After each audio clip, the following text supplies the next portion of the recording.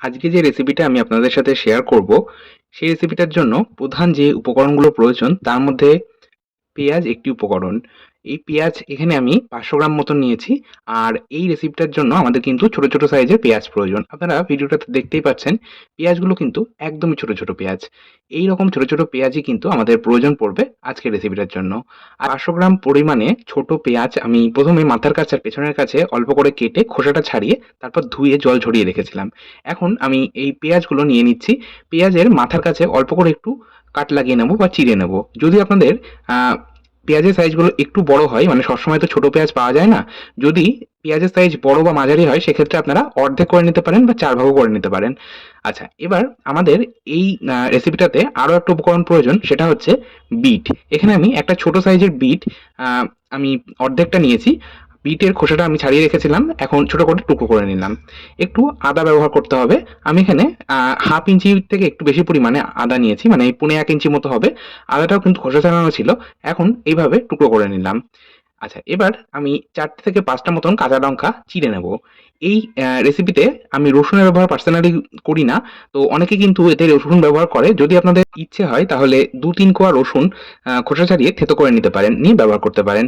তবে আমার মনে হয় এই রেসিপিটাতে পেঁয়াজ যেহেতু প্রধান একটা উপকরণ, পেঁয়াজের সাথে যদি আমরা একটু রসুন ব্যবহার করি তাহলে রসুনের ফ্লেভারটা বেশি এনহান্স করবে। কারণ রসুনের গন্ধটা কিন্তু বেশ স্ট্রং হয়। কাজেই পেঁয়াজের যে ফ্লেভারটা সেটা কিন্তু নষ্ট করে দিতে পারে রসুন। সেইজন্য আমি রসুন দিই না। যাই হোক, এবার আমি একটা কাঁচের বয়াম নিয়েছি। এই রেসিপির জন্য চেষ্টা করবেন কাঁচের বয়াম বা কাঁচের জার ব্যবহার করার। কাঁচের বয়ামের মধ্যে ১ম এই আমি এই যে কাট লাগিয়ে নেওয়া পেঁয়াজগুলো দিয়ে দিলাম অর্ধেকটা। তারপর দিয়ে দিচ্ছি বিট, আদা, কাঁচা লঙ্কা। কাঁচা লঙ্কা আমি সবগুলো এই পর্যায়ে দিইনি। অর্ধেকটা দিলাম, বাকি অর্ধেকটা ওপর থেকে দিয়ে দেবো।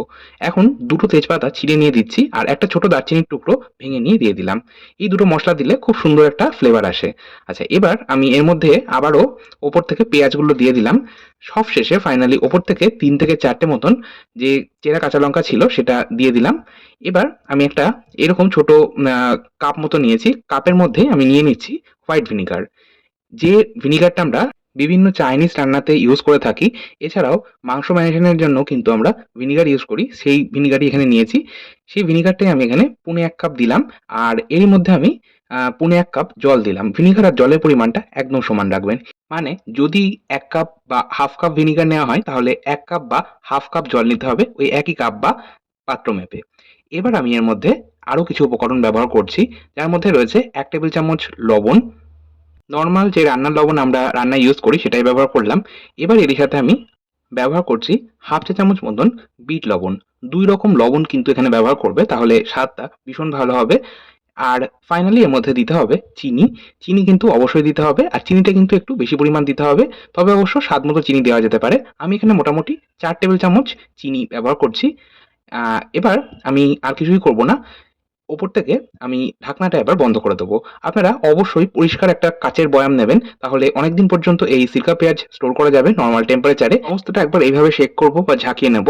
তারপর নরমাল টেম্পারেচারে ২ থেকে ৩ দিন পেঁয়াজ ও সমস্ত উপকরণ মজতে দেবো। তারপর পরিবেশন করব রুটি, পরোটা কিংবা যেকোনো রাইস আইটেমের সাথে। রেস্তোরাঁয় গেলে শেষ পাতে যে একটা পেঁয়াজের আচার দেওয়া হয় সেটাই হচ্ছে এই পেঁয়াজের আচার, যাকে আমরা অনিয়ন পিকল বা সিরকা পেঁয়াজ বলেই থাকি। আজকের মতো এই পর্যন্তই। ধন্যবাদ।